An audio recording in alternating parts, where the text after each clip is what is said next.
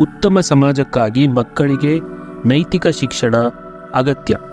ಸಂಪತ್ತು ನಷ್ಟ ಹೊಂದಿದರೆ ಏನೂ ನಷ್ಟವಿಲ್ಲ, ಆರೋಗ್ಯವೂ ಇಲ್ಲವಾದರೆ ಏನೋ ಸ್ವಲ್ಪವನ್ನು ಕಳೆದುಕೊಂಡಂತೆ. ಆದರೆ ಮನುಷ್ಯ ಸಚ್ಚಾರಿತ್ರ್ಯವನ್ನು ಹೊಂದದಿದ್ದರೆ ಎಲ್ಲವನ್ನೂ ಕಳೆದುಕೊಂಡಂತೆ ಎಂದು ನಮ್ಮ ಹಿರಿಯರು ಹೇಳುತ್ತಿದ್ದರು.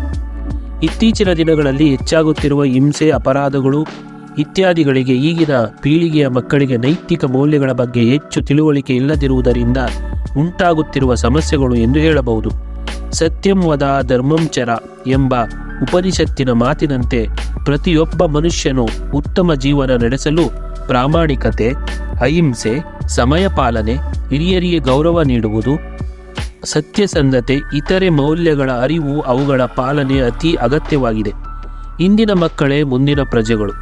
ದೇಶದ ಆಸ್ತಿಯಾಗಿರುವ ಮಕ್ಕಳಿಗೆ ಮೌಲ್ಯಗಳನ್ನು ತಿಳಿಸಿ ಒಳ್ಳೆಯ ಉತ್ತಮವಾದ ಗುಣಗಳನ್ನು ಹಾಗೂ ಅಭ್ಯಾಸಗಳನ್ನು ಬೆಳೆಸಿ ರೂಢಿಸಿದರೆ ಯೌವನದ ವಯಸ್ಸಿನಲ್ಲಿ ಅವರು ದೇಶದ ಒಳ್ಳೆಯ ಪ್ರಜೆ ಆಗುತ್ತಾರೆ.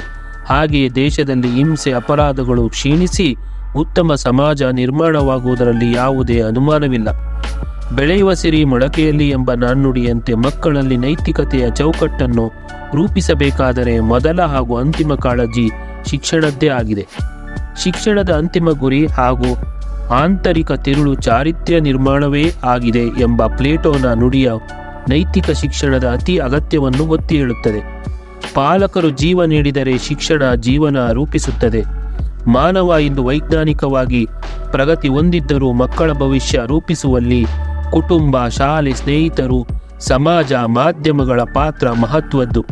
ಮಕ್ಕಳ ಮುಗ್ಧ ಮನಸ್ಸಿನ ಮೇಲೆ ಇವುಗಳ ಪ್ರಭಾವ ಹೆಚ್ಚಾಗಿರುತ್ತದೆ. ಮನೆಯೇ ಮೊದಲ ಪಾಠಶಾಲೆ, ಜನನಿ ತಾನೇ ಮೊದಲ ಗುರುವು ಎಂಬ ಮಾತು ಎಲ್ಲರಿಗೂ ತಿಳಿದಿದೆ. ಉತ್ತಮ ಮೌಲ್ಯಗಳನ್ನು ಮಕ್ಕಳಲ್ಲಿ ರೂಢಿಸುವಲ್ಲಿ ಕುಟುಂಬದ ಸದಸ್ಯರ ಪಾತ್ರ ಅತಿ ಪ್ರಮುಖವಾದದ್ದು.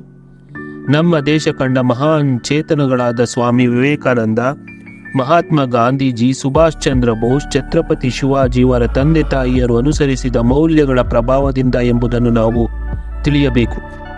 ಮಕ್ಕಳಲ್ಲಿ ಉತ್ತಮ ಮೌಲ್ಯಗಳನ್ನು ಬೆಳೆಸಲು ಪಾಲಕರು, ಕುಟುಂಬ ಸದಸ್ಯರು, ಶಿಕ್ಷಕರು ಆದರ್ಶಪ್ರಾಯರಾಗಿರಬೇಕು. ಸುಳ್ಳನ್ನು ಹೇಳಬಾರದು ಎಂಬ ಉಪದೇಶ ಮಾಡಿ ಪಾಲಕರು, ಕುಟುಂಬದ ಸದಸ್ಯರು, ಶಿಕ್ಷಕರು ಸುಳ್ಳನ್ನು ಹೇಳಿದರೆ ಅದು ತಪ್ಪಾಗುತ್ತದೆ ಅಲ್ಲವೇ? ಮಕ್ಕಳು ಭತ್ತವನ್ನು ತುಂಬುವ ಚೀಲಗಳಾಗಬಾರದು, ಅದನ್ನು ಬೆಳೆಯುವ ಗದ್ದೆಗಳಾಗಬೇಕು ಎಂಬ ರಾಷ್ಟ್ರಕವಿ ಕುವೆಂಪು ಅವರ ಸಲಹೆಯಂತೆ ಮಕ್ಕಳಿಗೆ ಸರಿ ತಪ್ಪುಗಳ ನಿರ್ಧಾರ ತೆಗೆದುಕೊಳ್ಳಲು ಅನುಕೂಲವಾಗುವಂತೆ ಪಾಲಕರು, ಶಿಕ್ಷಕರು ತಮ್ಮ ಜೀವನದಲ್ಲಿ ನಡೆದ ಘಟನೆಗಳನ್ನು ಹಂಚಿಕೊಂಡಾಗ ಒಳ್ಳೆಯ ನೀತಿಯನ್ನು ಕಲಿಯುತ್ತಾರೆ. ಚಾರಿತ್ರ್ಯ ರೂಪಿಸದ ಶಿಕ್ಷಣ